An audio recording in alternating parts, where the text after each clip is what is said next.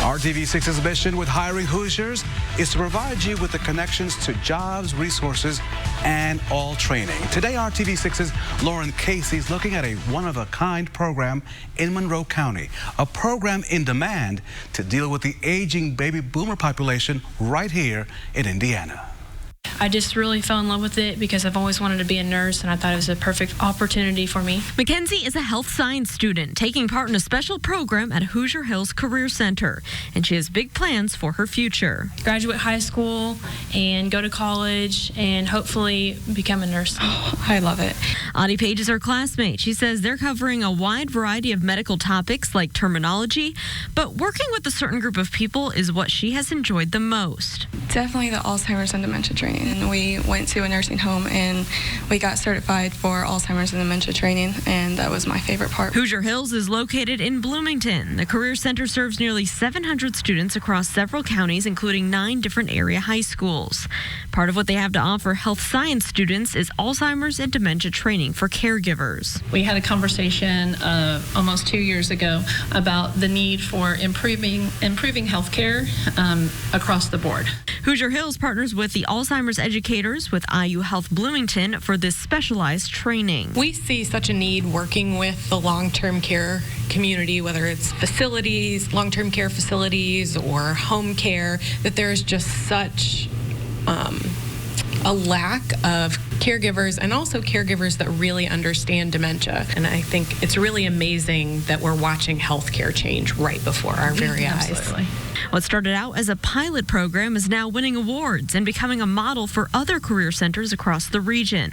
The students travel to an assisted living facility and they're paired up with the residents. They get to know these people living with memory loss, and they develop care plans to focus on the memories they still hold on to rather than what they've lost. The certification is important for future caregivers, but this training is about much more than that. It's not so much what our kids learn in the skills.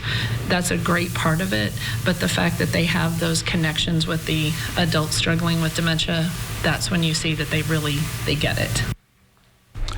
Thank you, Lauren Casey there. As the need grows for these caregivers, these 11th and 12th graders are on the right track to fill those roles with compassion and with a lot of courage. Folks at the Hoosier Hills were able to secure a $1.2 million grant to serve students in programs like this one and in several other career centers across the area.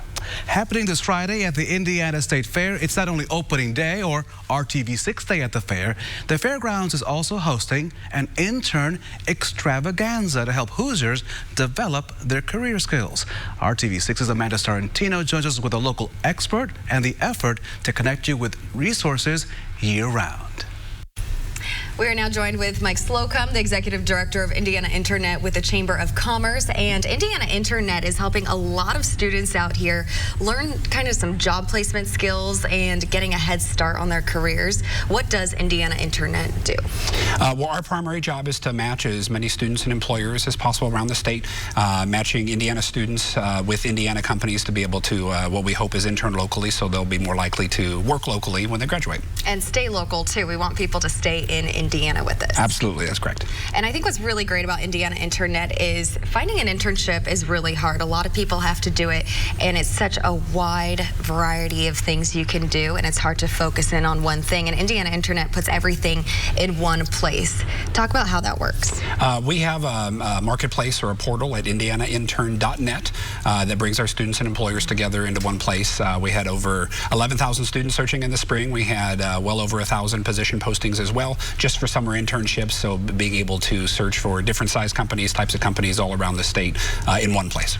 And what type of companies? Are you focused on one thing or a variety? We support all Indiana industries, lots of excitement around business and IT and healthcare, but we support all industries. And what age of students should be looking at Indiana Internet for these opportunities? Both high school and college students will find internships on our site. Lots of students think about interning when they're about to be a college senior, just in time for graduation, and really the chance to learn in the workplace happens much earlier than that. Got it. So there's a really big event coming up. That's correct. What is it? We're having our Intern Extravaganza.